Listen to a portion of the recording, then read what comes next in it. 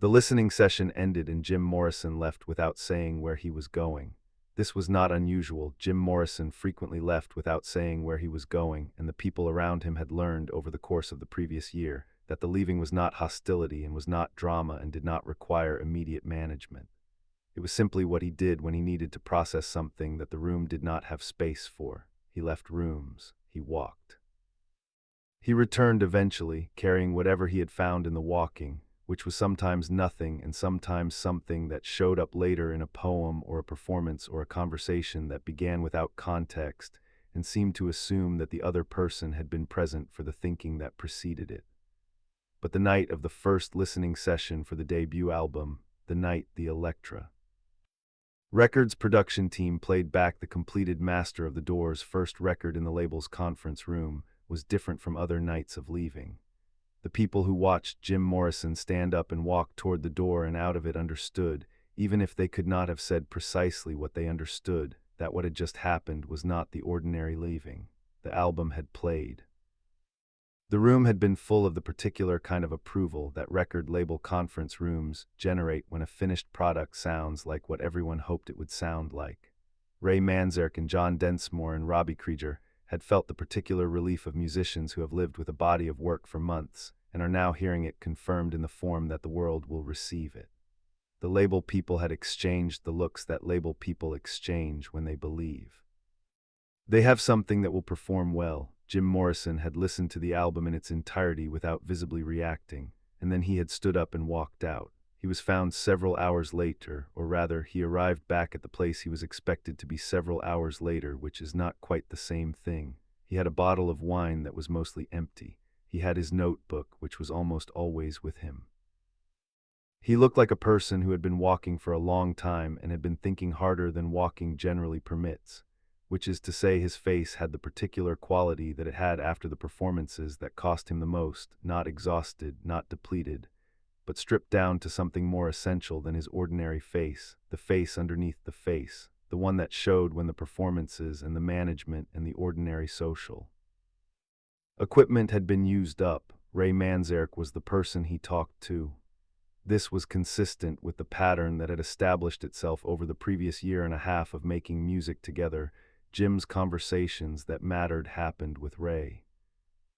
Not because Ray was more important to him than the others, but because Ray spoke the language that reached Jim in the specific way that the important things needed to be reached, which was through the music, through the harmonic and rhythmic and structural understanding they shared, the understanding that had been the rope in difficult moments and the foundation in the good ones.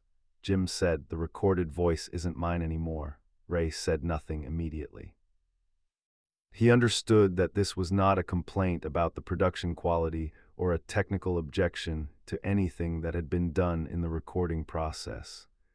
He understood it as the statement it was, a philosophical observation, precise and considered, about the relationship between a voice and its recorded form, between what exists in the room and what the microphone captures and the tape preserves and the pressing plant turns into an object that can be purchased in a store and played by strangers in rooms that Jim Morrison had never been in and would never be in.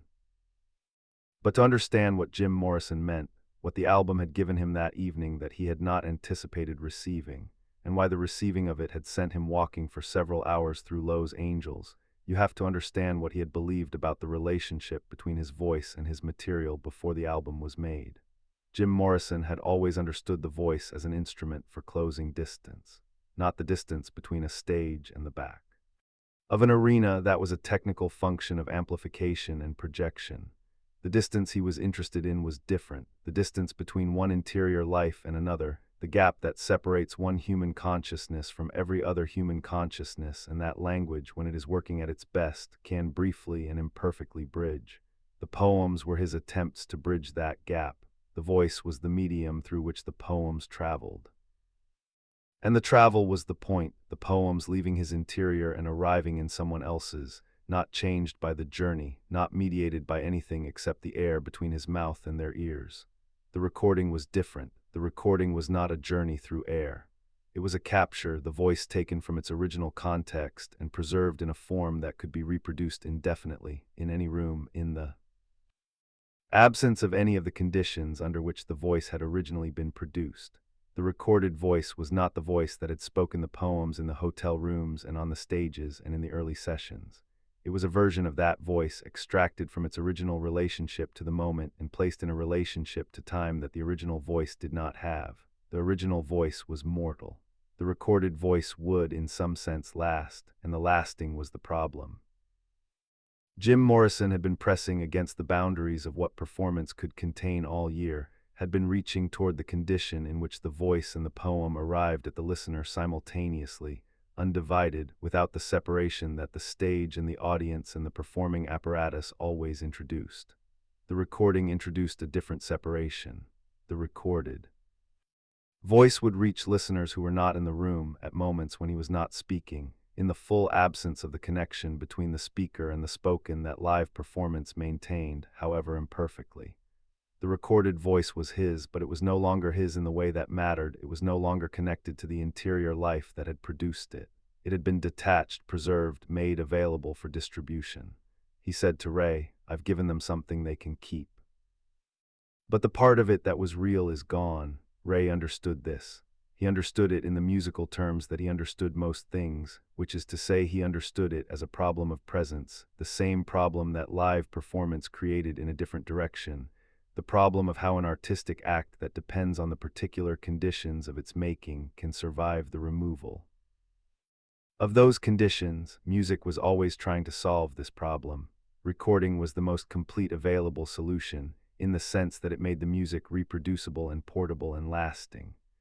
But it was also the most complete available negation of the problem's solution, because what it preserved was a version of the music that no longer had access to the presence that had made it matter.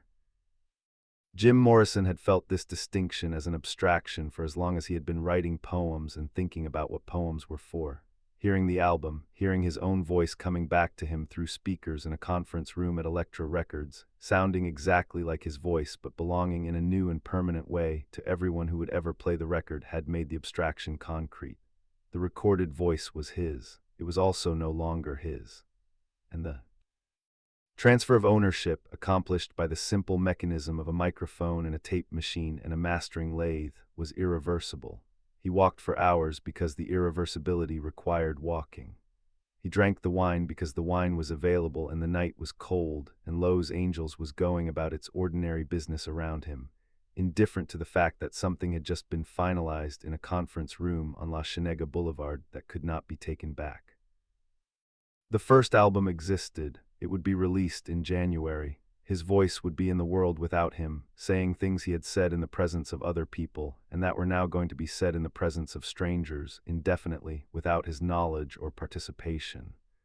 Ray Manzarek listened to Jim's account of the walking and the thinking, and held it with the particular care he always held Jim's interior observations as information about the person he was making music with, information that mattered for understanding what the music was and what it was trying to do. He did not try to resolve what Jim had said. He understood that it was not something that resolution would help. The album was made, the voice was recorded. The distance that Jim was describing was not a problem to be solved, but a condition to be understood.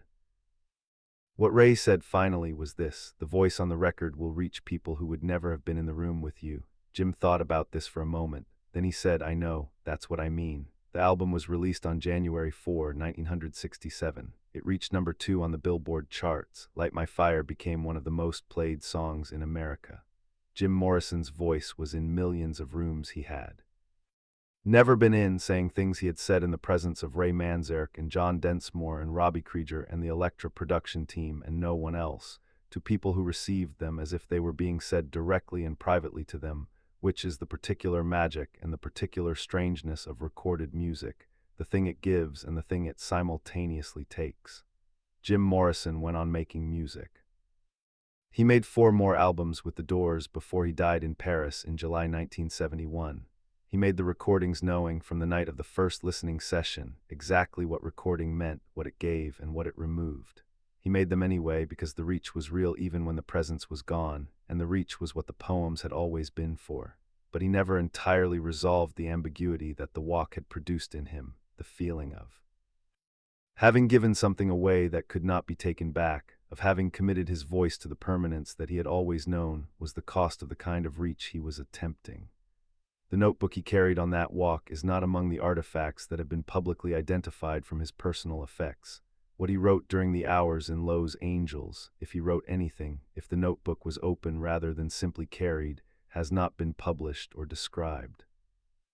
What remained of the walk was the conversation with Ray Manzarek and the sentence that Ray would return to in his own accounting of the year. The recorded voice isn't mine anymore. Not a complaint, not a tragedy. A recognition, precise and unadorned, of the specific cost of the specific thing Jim Morrison had just committed to the world.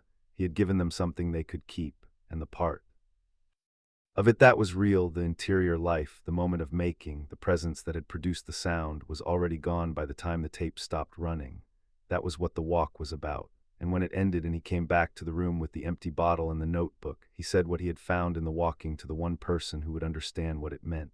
And Ray understood it, and neither of them said anything else about it. And in January, the album was released. And Jim Morrison's voice went out into the world, and the world kept it. What the listening session had been before Jim Morrison walked out of it was a room full of people hearing the same thing and understanding it differently. Ray Manzarek heard the album as musical achievement, the realization of what they had been building toward since the early London fog sessions. The sound that had existed in the rehearsal space and on the stage now captured and confirmed in a form that would persist. He heard the organ lines and knew where each of them had come from, the specific sessions and the specific decisions, and hearing them back in their final form gave him the satisfaction of a craftsman recognizing his own work. The album sounded like what he had intended it to sound like. That was a rare and specific pleasure. John Densmore heard it differently, with the drummer's particular attention to the relationship between rhythm and space, the way the kit sat in the mix, the way his choices about volume and timing had been preserved or altered in the recording process. He was critical in the way that musicians are critical of recordings of their own work, hearing the gap between what he had been doing and what the microphone had caught. The inevitable translation loss, but underneath the criticism was the recognition that the overall thing was good, that what the record communicated was what they had been trying to communicate, that the months of work had produced something that justified themselves. Robby Krieger heard the guitar parts with the sharp attention of someone who has spent years developing a relationship to a specific instrument and knows exactly what that instrument is capable of and where the recording has captured it and where it has missed. He heard what he was pleased with and what he would have done differently. He heard the album as a document of a particular period of playing, a record of where they had been at a specific moment, which was both its value and its limitation. The label people heard it as a product. This was not a diminishment. The label people were good at what they did, and hearing a product accurately and understanding its commercial potential was a genuine skill. They heard an album that was unusual in ways that were interesting rather than disqualifying, that had the quality of something that would find an audience rather than require an audience to be manufactured for it. They heard the word strange and meant it as praise. They had signed a strange band, and the strange band had made a strange album, and the strangeness was going to be a commercial proposition. They were pleased. Jim Morrison heard something that none of the others heard, because what he was listening for was not what any of them were listening for. He was listening for the relationship between the voice on the record and the voice that had spoken the words in the room when the words were first formed, listening for whether the recording had preserved or lost the thing that had made the words matter in the moment of their making. He was listening, in other words, for the presence behind the sound, and the presence was not there. The sound was perfect. The presence was gone. This was not a failure of the recording. It was the nature of recording, the nature of any preservation. What was preserved was the form. What was lost was the moment. And for Jim Morrison, the moment was not a detail. The moment was the point. He had been living with this tension all year, the tension between the live performance, which maintained the moment but reached only the people who were in the room, and the recording, which reached everyone but maintained nothing except the form. He had been pressing against the limits of live performance, trying to extend what it could contain, trying to close the distance between his interior state and the audience's reception in real time, in the room, in the presence that only the room could produce. The album was the other solution to the same problem: reach without presence, distribution without moment, the voice arriving in a stranger's room with everything except the person behind it. He had known this intellectually before the listening session. He had understood in the abstract way that intelligent people understand things they have not yet experienced, what recording meant and what it did to the work. But hearing the album in the conference room, hearing his own voice come back to him through the speakers as something completed and preserved and separate from the person who had spoken it, had converted the abstraction into something he could feel, in the specific way that things become real when they are no longer theoretical. The voice on the record was Jim Morrison's voice. It sounded exactly like his voice. It said exactly what he had said in the studio, with exactly the inflection and the weight and the particular quality of attention that he had brought to the material when it was being recorded. And it was not him. It was a version of him that had been extracted from the moment of its making and was now available to exist permanently in the world, independently of his continued existence, independently of his continued relationship to what it was saying.